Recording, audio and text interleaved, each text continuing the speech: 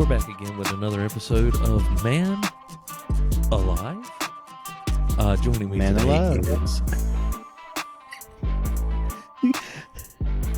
It's important to me to say ManAlive. Yeah. Well, you have to say it with an exclamation mark, not a question mark like I did. That's right. That's our ManAlive because of ManAlive. That's right. So, short podcast, just an update. Today was day one of G3. So basically, That's right. we're gonna do it like this. I'm springing this on you, but I'm gonna act like a interviewer, and you're gonna be the interviewee, and I'll let you do the bulk of the talking. How's that sound? Let's go for it. All right. So, number one thing. Who'd you meet? So we made it to the vendors, and before I even got there, I met Chocolate Knox, right? Yeah. Oh, you sent boy. me the picture. Yeah. Now, he didn't know me. But I walked up to him and I said, "Are you Chocolate Knox?" He said, "Yeah." I said, "I'm James. The Sasquatch says hello." And he said, "Oh, I remember him." I told you. I don't want to make it sound like, I didn't want to be, you don't ever want to be like, oh, yeah. But it's one of those things where when seeing each other, I know we recognize each other type of a deal. Yeah. And he doesn't watch our stuff, I'm sure, but just from No. the I mean, a busy guy like that, and he was busy. He was setting up cameras. I think in a podcast he'd done previously, he talked about he was going to be working at G3. And he was busy setting up some cameras for some live stream stuff. And I didn't want to bother him too much. I just said a quick, "Hey, can I get a picture with you?"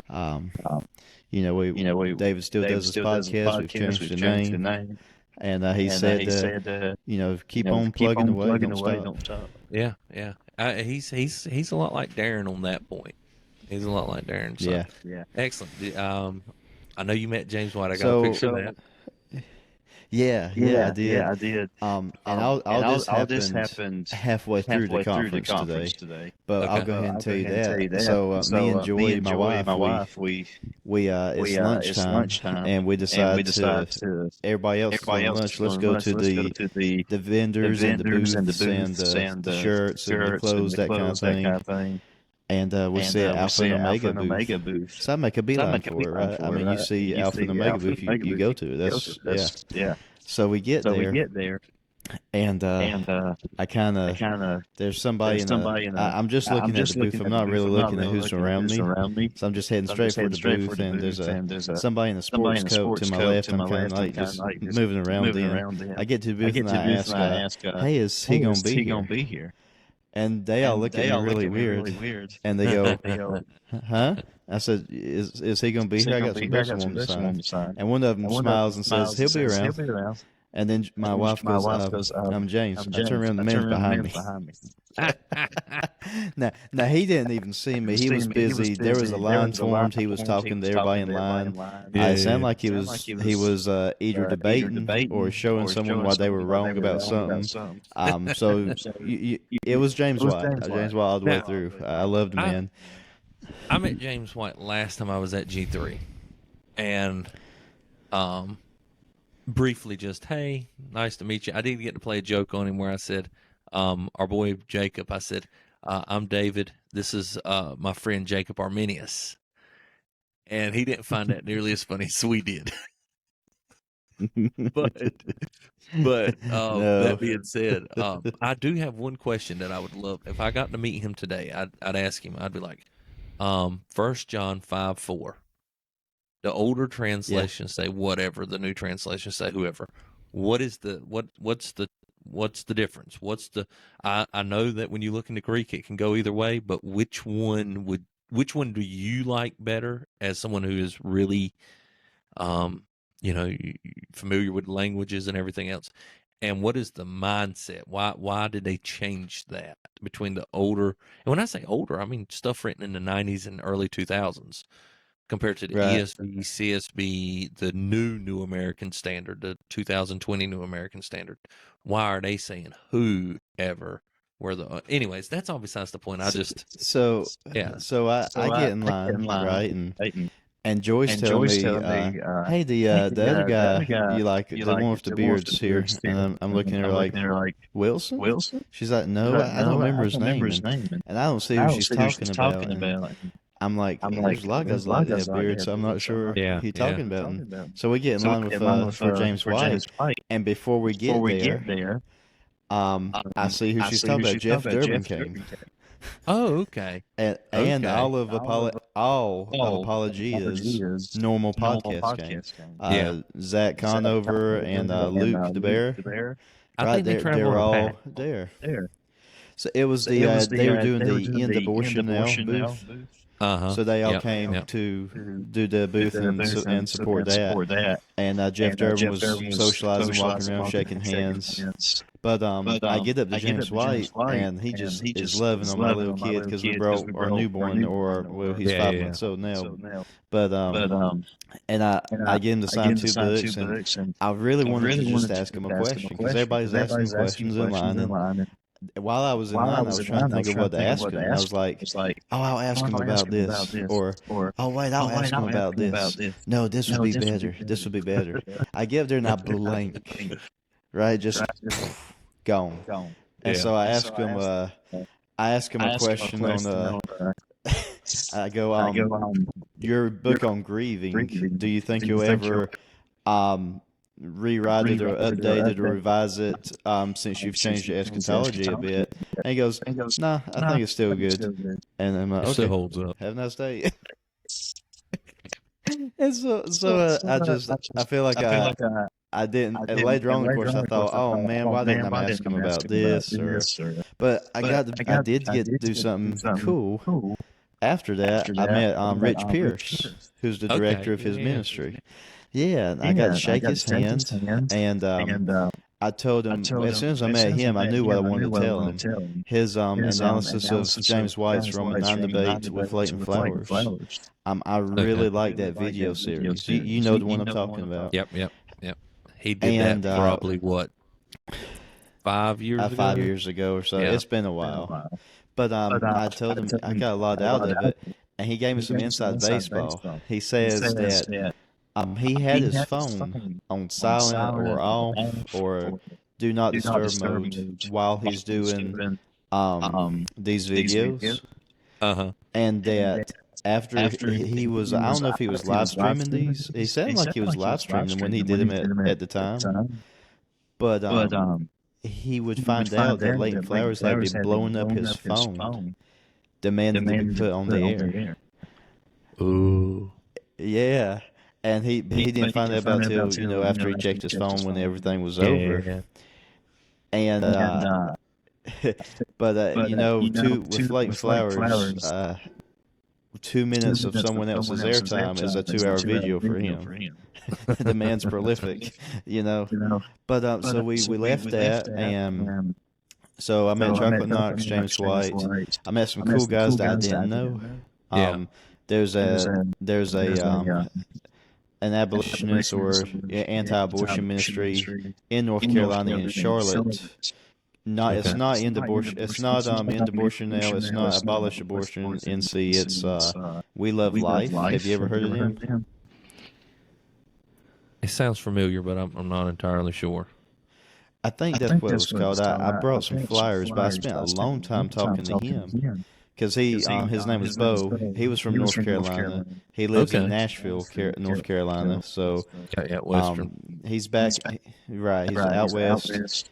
Really, as soon as he started talking, I knew, yep, this is a fellow North Carolinian. Just that high pitched country accent, right? And I enjoyed talking with him. And someone comes up behind me and says, "Hey, Bo, I got to go. We'll be seeing you later." I turn around, it's Jeff Durbin. He's walked up beside me, shook Bo's hand, and I go, hey, Jeff, can I shake your hand? He said, yeah, man. I just looked at him and said, thank you for your faithfulness. And he just said, man, we really appreciate that. And so I enjoyed it. That was a good experience. I enjoyed that. Yeah, I've got to talk to Durbin a handful of times too. But I like talking to Luke better, personality wise.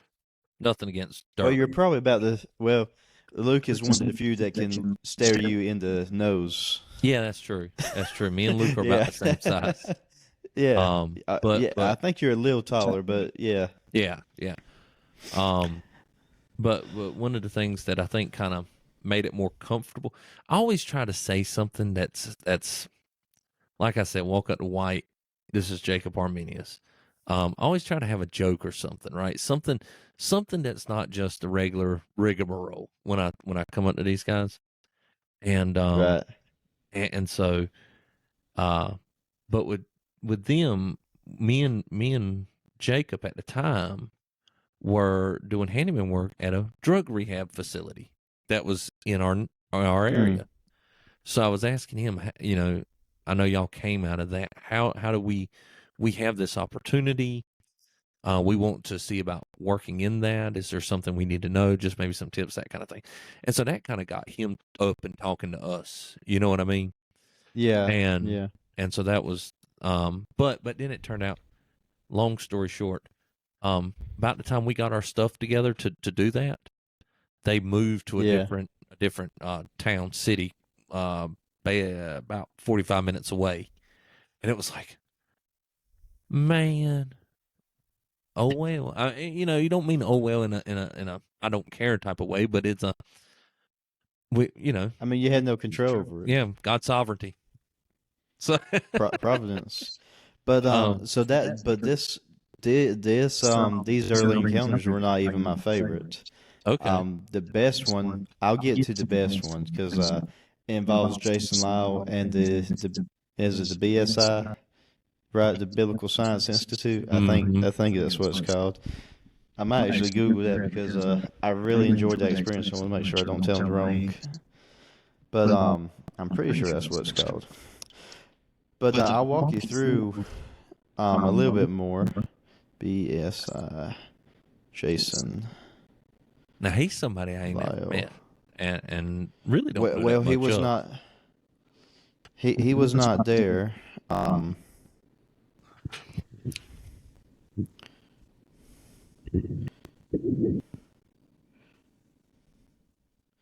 his team was there. The Biblical Science Institute. That was my favorite action. But we'll get to that in a minute because part of that conversation will involve a little bit of an issue that I did have with the conference. All right. But so we get there, and we walk in. We're still early. The crowd's on the way. We get there, and I would say this is a small critique. It's not giant because we made it work. Yeah. But we had to change the baby as soon as we got in, and there was no changing pads, like changing stations in the women's restroom. So we asked a volunteer, and that's not G3's fault because they didn't build that building. Right, but so I asked a volunteer, hey, where's the baby changing stations? And she goes, I don't know, I had to find out. So she asked another one, who asked another one, and I think ultimately we ended up finding a bench somewhere to change the baby on. I don't even know if we found a changing station the whole time we were there. Yeah. My wife might have found. Sorry. I said there just may not be one. You know what I mean? Sure, yeah.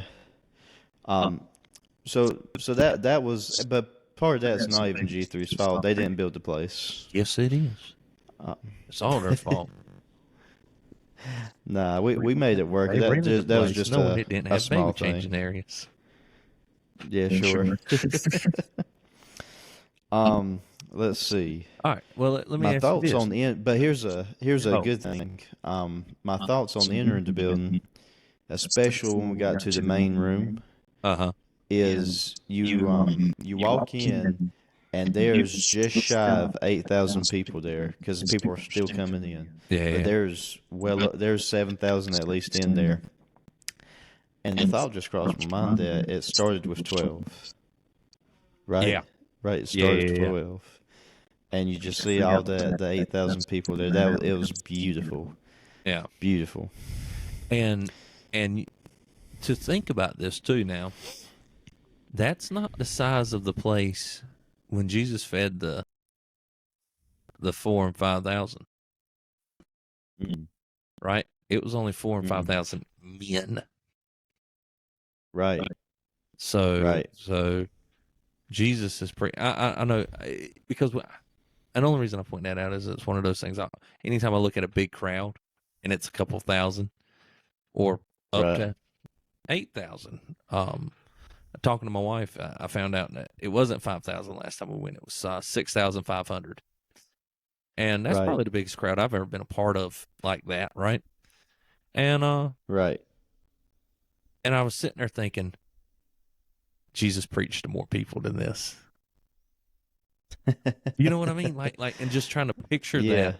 No amplification, no mics. Yeah. And here's this huge crowd, sea of people. He's using natural acoustics to carry his voice across this large, large sea of people. It's just the thought of it. Because when I look, like you said, when you're in that building and you're looking out, it's you're like, this isn't even the size. Wow. You know, and you're, it's wonderful. There again, it also reminds you of what's heaven going to be like. You know, with that just that massive crowd of people. So anyways, how did now you said earlier while we were talking that they moved back into the airport. It's that we so the first one I went to was at the airport. The second one was at the event center.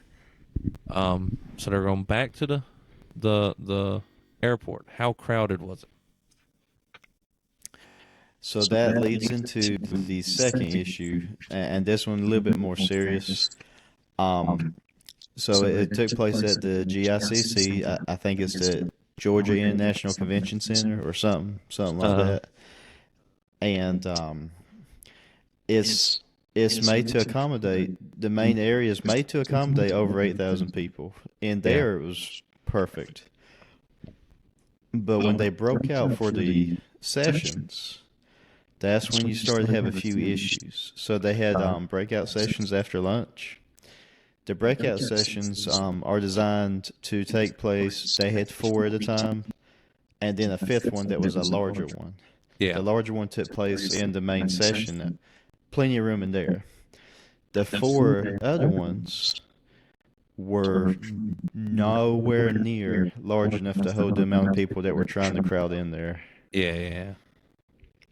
And so, and when they switched over sessions, because they did a breakout session, followed immediately by another breakout session, they had some people leaving sessions and thousands of people also trying to get into the session. So it was just a traffic jam, and it was a bad traffic jam. We didn't attend a single breakout session because you couldn't get in. And even if you stood outside the door, you could barely hear it. Yeah. And just the amount of people in the room is noisy too. Yeah, that was so something. we didn't. That was something we never really participated, even with the smaller crowds. Mainly because there's so much preaching at this one. It's like, take the break. We took the time for the breakout sessions to go to the bookstore, to get lunch, just to stretch our legs, move around. Yeah. Right. Yeah. And because, you know, I mean, you get what is it? 2 or 3 sermons in a row and then a break. And that's when they have the breakout sessions and everything else. So it's get up, go move around, do your thing. Right. With the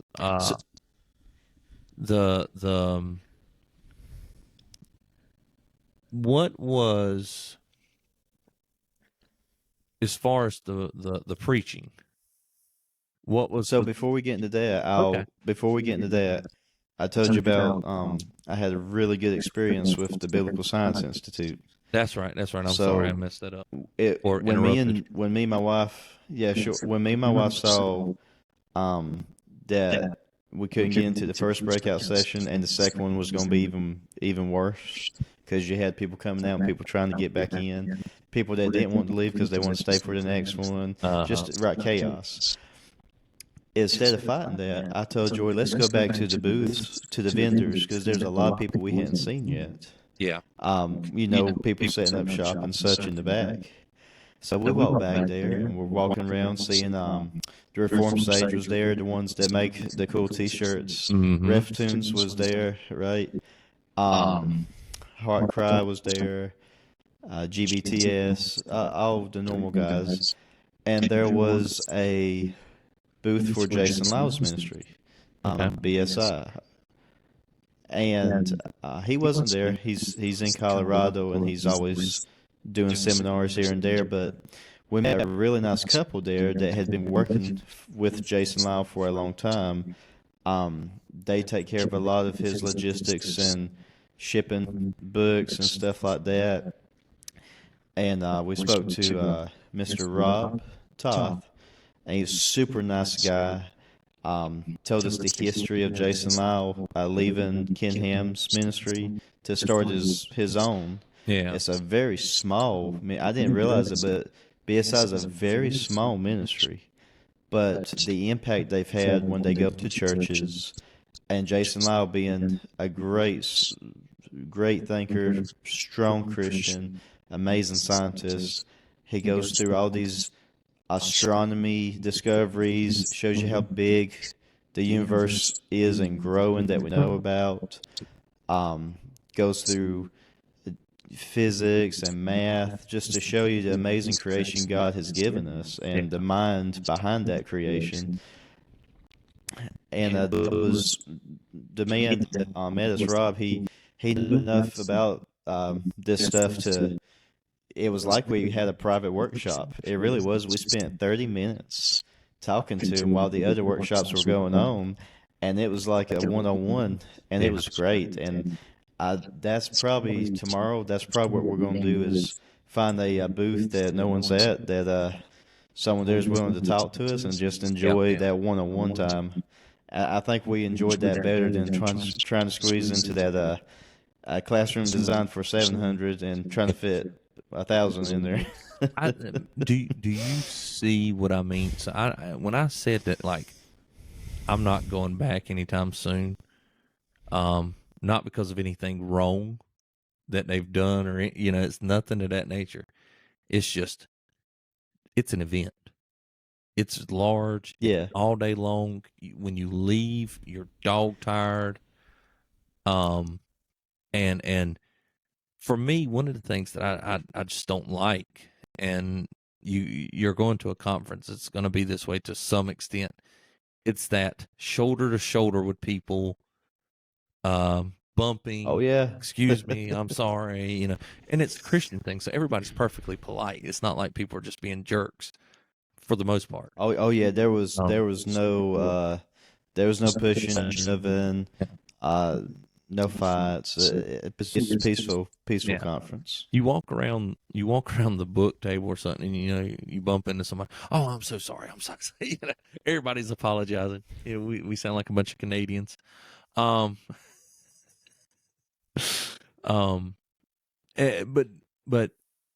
it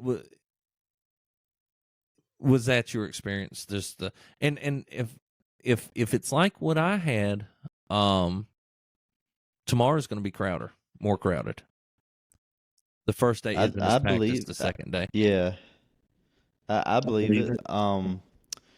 I'm curious to see how the food trucks and the food itself is going to work tomorrow, because we waited 45 minutes in line for a hot dog. We waited a long time. Was it fried? A foot long. No, was it fried? It was good. No, we got some French fries with it. But so I'm not sure. I think we're going to carry sandwiches tomorrow. We'll save money and we can eat, when we want to, and not have to mess with lines. My wife said when we go to Fight Lefty, she's like, we'll get sandwich stuff and we'll just pack sandwiches. And there's a part of it it's like, no. Because at that conference, I've had some really great conversations standing in line with people. It's just an entirely different environment. But anyways, so sure. What was your and we're already at 25 minutes, so I don't want to burn up a lot more time. But what was your favorite? Let's not say speaker. What was your favorite sermon and the topic? So that's actually an easy one for me. We heard 4 preachers today. 2 of them I did not hear completely, especially Steve Lawson. I was really wanting to see Steve Lawson, but Steve Lawson will probably we got back again, late. Though, right? He'll preach Saturday at the last sermon. Okay. But we came into Steve Lawson's about halfway through it. And so I spent a lot of time trying to catch back up, find out where he had started at. But there was a large energy at the end of his sermon. You could tell the people that had been there, they were invested. They applauded when he was done. There was a lot of amen, even, and you could tell they were invested. So I do wish I had started at the beginning. Yeah. So I can't really. I didn't make any notes of his sermon because I was trying to play catch up. Josh Bice and Phil Johnson were my 2 favorites. Okay. Phil Johnson's his sermon was my favorite, I believe, overall. He did 1 John 4:19, and he showed how proper understanding of that verse, the verses surrounding it, the context of 1 John chapter 4, give you a good understanding of the sovereignty of God. Of course, 1 John 4:19 is we love him because he first loved us. Yeah. And it was kind of an exegetical sermon. But not really, because he didn't walk through the whole chapter. He stayed in that verse and then picked around the chapter, but always going back to that verse. And so it was more of a word by word of that verse than several verses linked together. Well, and that was one of them that I saw on the live stream. It was like he analysis of it. He basically did and you can correct me if I was wrong but this is one that I caught. It was like this is how this applies to the 5 points of tulip. So he went through each point of tulip and then applied that verse to each point of tulip. That's how I. And no, that's correct, and I actually enjoyed that. That was probably the second half of the sermon. The first half was more of the exegetical, where he did actually break down the right. Yeah. Right, and you know what? I think I actually missed the first 5 or 10 minutes of his sermon. We were heading to it, trying to get there. Find our seats. We had to find new seats. I felt like he did flounder a little bit on if you're doing tulip, the P, preservation or perseverance of the saints. He tried to fit that in there just to go ahead and get all the letters, but I felt like that was a little bit forced. It didn't flow as naturally from the text as the other 4 points did. But that's a minor critique. The first 4 points fit really well. I enjoyed his analysis of it. Josh Box, that was a really good opening to the conference. That was a hard hitting, just sovereignty of God, just a good overview of it all. Romans 11:33 through 36, that was his verse. Had great exegesis of that. Let's see. That's about all the comments I have.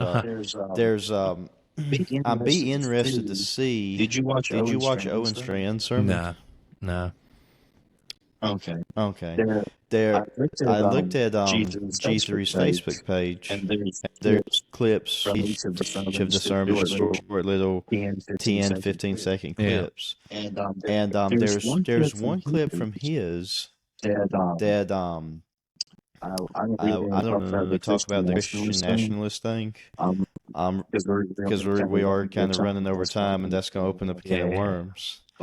But there's one clip on Facebook where he talks about the white church, and what he says is biblical. It's right, but it's almost like he's fighting an imaginary enemy. Mm-hmm. And I'm kind of curious to see what some comments are on it from some of the people that we enjoy listening to.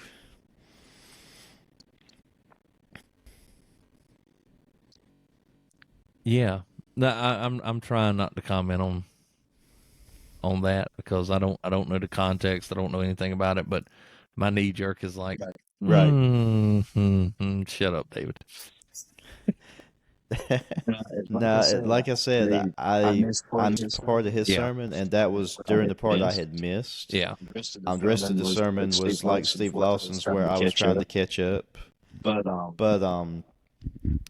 that was one clip from Facebook that I just found. I thought it was interesting, and I'm kind of curious to see some of the comments that come up on it. Yeah, you didn't see AD while you were there, did you? No, he is not at the conference. Well, I didn't know if he and I did not see. I may have missed it, but I was kind of curious to see if Wretched Radio was going to be there, because they have been there in years past. Not the last time, but they had been there in years past, and I didn't see a booth for them. Yeah. But there's one other. There's the other big thing, and this is probably. I think this is a critique that you'll hear other people talk about. But the worship, the music part of the worship was not as good this year. And I mean it was not bad. Like you have an 8,000 people singing to the Lord. Like in that manner, it was great. Yeah. But you could tell a decrease in honestly a decrease in quality from this year's. And the difference is I think Sovereign Grace is not doing the worship this year. I saw that. Some of the things include the captions for the songs, the lyrics for the songs. They didn't match up, or they even had some lyrics. They had some lyrics misspelled. Which I was like, what? That surprises me. Right. I weren't trying to be a grammar Nazi, but they had some. Well, it was just it just. I mean, we were singing to the Lord, right? So but you want to be as professional as possible. So that took away a little bit, and I felt like I was going to ask you this: if in years past, if the worship had been really good capstones on the end and beginning of sermons, because it felt like people walked out a lot during the singing. And I don't know if it's just if that's how it normally is. Yeah, I mean people, or if there was just something missing part of it. Okay, I don't know if it was worse or less or whatever, but that has been, and I've done that. I mean, with Jacob with me, we hung around more because he's the music guy, right? I mean, he's a music pastor. I mean, that's what he. Right. So, we did kind of stick around, but I'll be honest with you, man. I don't know about you, but after sitting there for 2 hours, you get ready to move.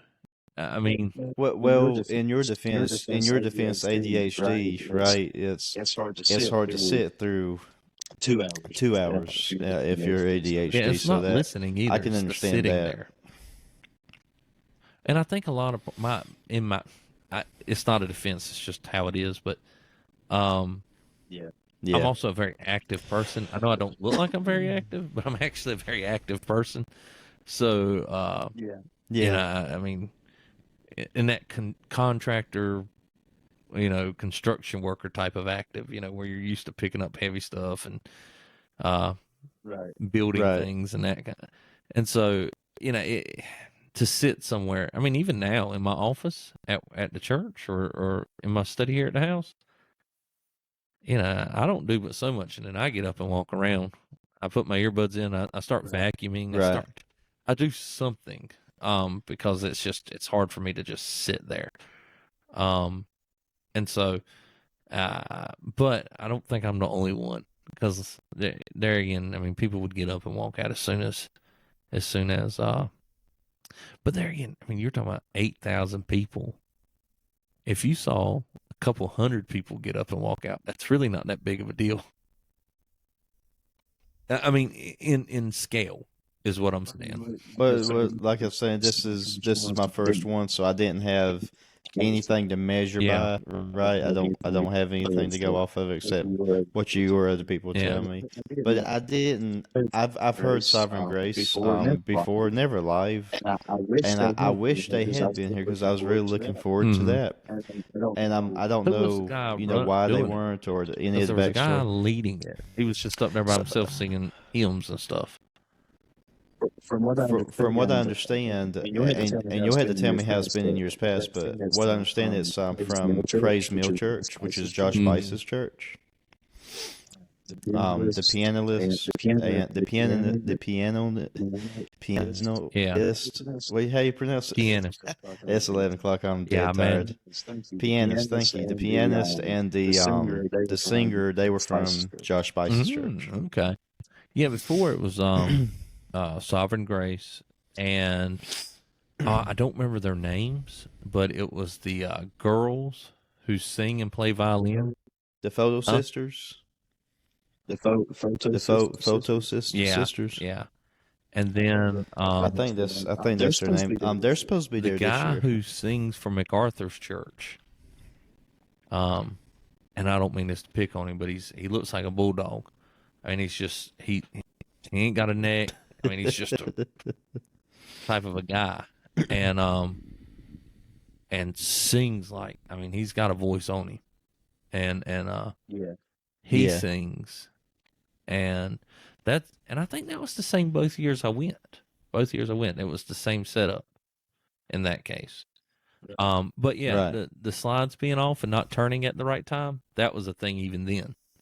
So I don't, that part. Now, the misspelled words, I'm not the guy who's probably going to catch the most misspelled words. But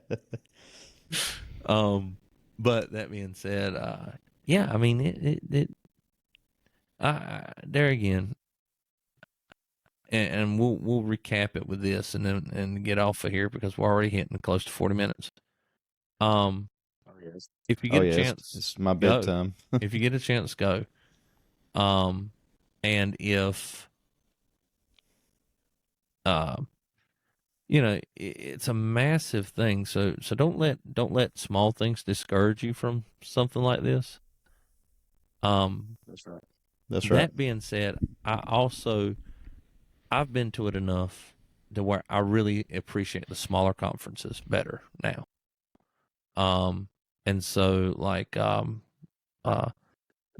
one-on-one Fight Laugh Feast is getting big enough too. I don't know if you can consider it a small one anymore. But, and then, like we were talking about, if Lord willing, going to the that men's conference that what is his name? I forgot it.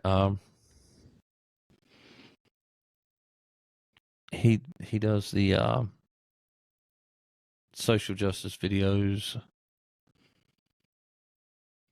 He's in New York. John Harris. John Harris. John Harris. Yes. Yeah. So yes. I think. So that's taking place. Now. Yeah. He said that was in New York at the same time as this conference. I didn't hear you say. I didn't hear you He say said it now. was an accident, and I went, "Oh yeah, an accident." Sure. So, yeah, so if you just cap it. All right, Dave, let's wrap it up. It's my bedtime. Cap it up with one last thing, a leaving part of whatever you want. Yeah.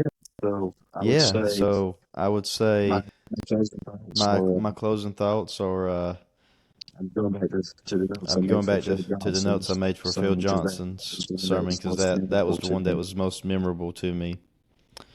But it's he stayed in 1 John chapter 4 for the most part. And just the fact that before we loved God, He loved us. And He has a love in general for the world. Right? He makes the rain fall on the just and the unjust. But He loves His children. Right? And that part just stuck to me. That before His children loved Him, He loved them first. And that part that made, I mean, we know it, but hearing Him say it to 8,000 people from the pulpit, it just rang in my ears that before I loved God, He loved me first. And that was powerful. Well, excellent, man. And we'll get together later on as things unfold. And I appreciate you being willing to push this out after basically 12 hours of conferencing. So, all right, brother. We'll holler at you. No, it's been good. Good. We'll catch up later and tune in next week. Tune in later as James tune in later. Let us know what's going on. Bye.